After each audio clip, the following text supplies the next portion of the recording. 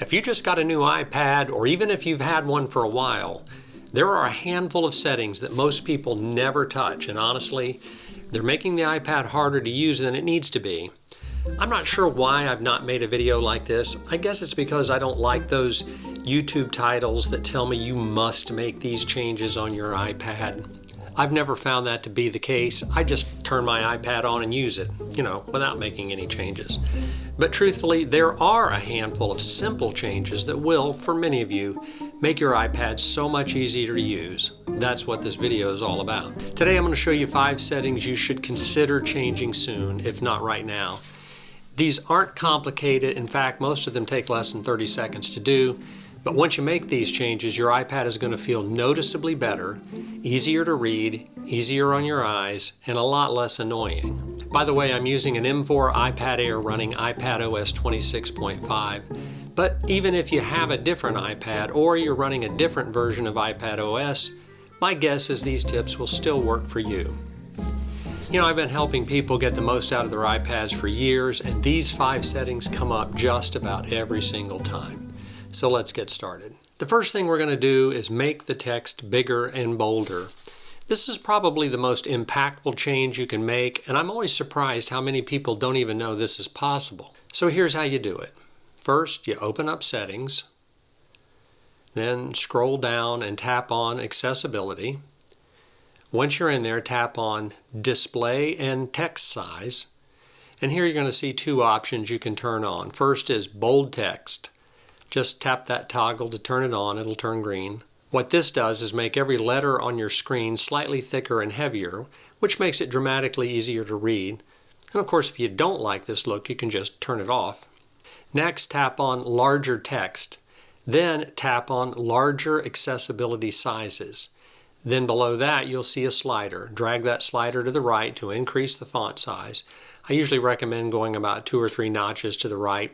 Enough to make a real difference without things feeling way out of proportion.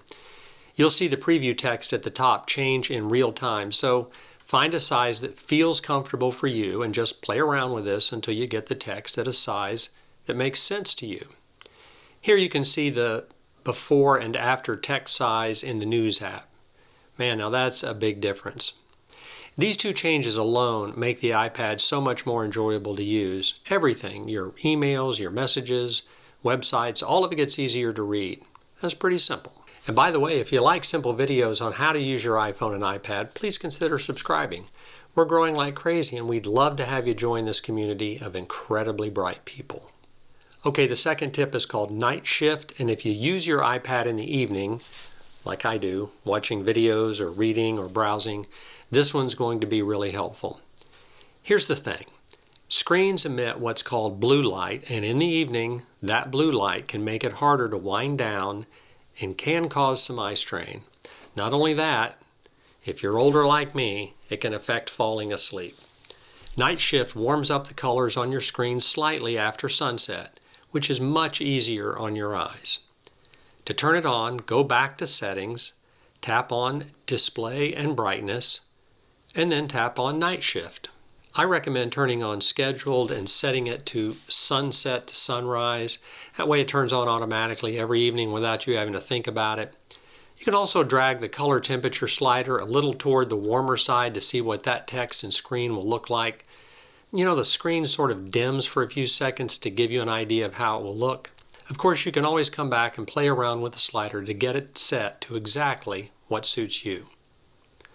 Now, you're not going to notice a big difference during the day, but in the evening, when you're reading or watching something before bed, your eyes are going to thank you. The next tip is a small change that makes a big difference in everyday use. By default, your iPad is set to lock itself, which means go dark, after just 2 minutes of you not touching the screen.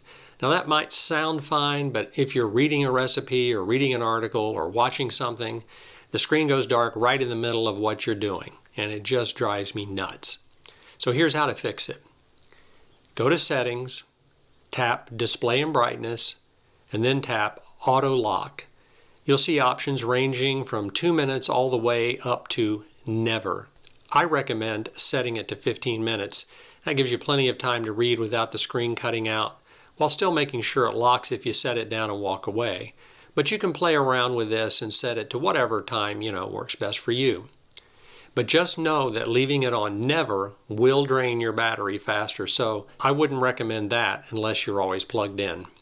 All right, this next tip is about peace of mind. It's called Find My, and it allows you to locate your iPad if it ever gets lost or stolen. Now think about it.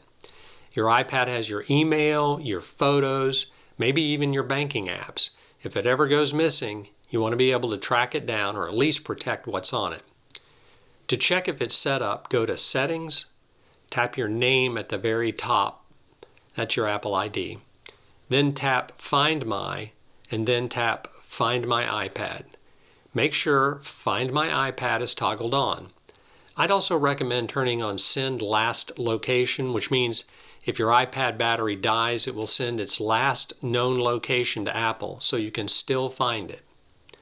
If you're already signed in with your Apple ID and this is turned on, you're good to go. If not, turn it on now. It's free, it takes 10 seconds, and you really hope you never need it, but if you do, you'll be so glad this was turned on. Okay, the last tip, and this might be my favorite tip in the whole video because I think this is the number one thing that makes people feel overwhelmed by their iPad, and that's notifications. Every app you download wants to tap you on the shoulder all the time.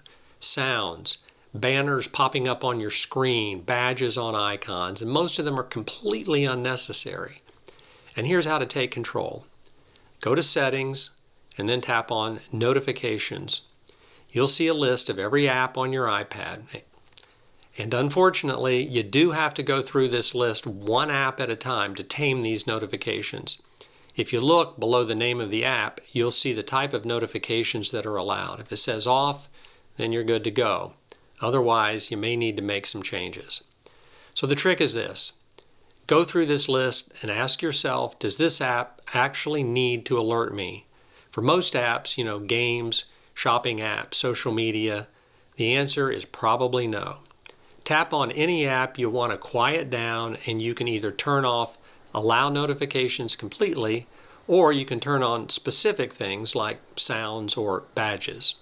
I'd recommend keeping notifications on for things like messages and phone calls if you use your iPad for that, and maybe your email, but everything else, feel free to turn it off. Your iPad will feel calmer and much less distracting. Hey, so there you have it. 5 settings, all of them easy to do, and all of them making your iPad noticeably better. Let's just do a quick recap. Larger text and bold text is easier to read. Night shift, easier on your eyes in the evening. Auto lock stops the screen from going dark when you're in the middle of something. Find My iPad is peace of mind if your iPad ever goes missing. And notifications, less clutter, less stress. Okay, that's it for today. If you found this video helpful, please hit that like button. It really does help other people find this video. And if you're new here, I make videos like this all the time to help you get more out of your Apple devices. Okay, that's a wrap. Thanks so much for watching, and as always, I'll see you in the next video.